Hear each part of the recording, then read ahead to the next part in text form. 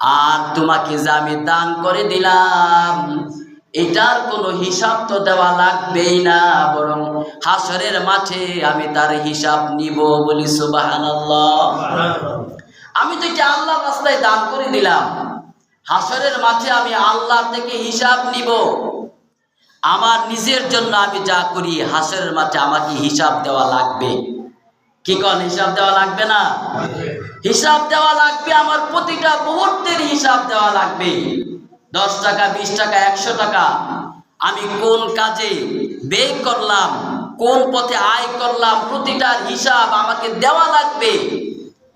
আর আমি আল্লাহর রাস্তায় যে 10 টাকা, 20 টাকা, 50 টাকা, 100 টাকা দান করে দিলাম, যেটা আমি দান করে দিলাম, হাসরের মাঠে বলবো, আল্লাহ আপনি বলেছিলেন 1 টাকা দান করলে 70 টাকার সওয়াব দিবেন।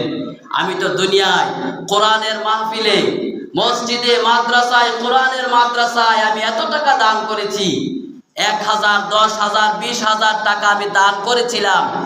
সেই দানের হিসাব আমাকে দাও।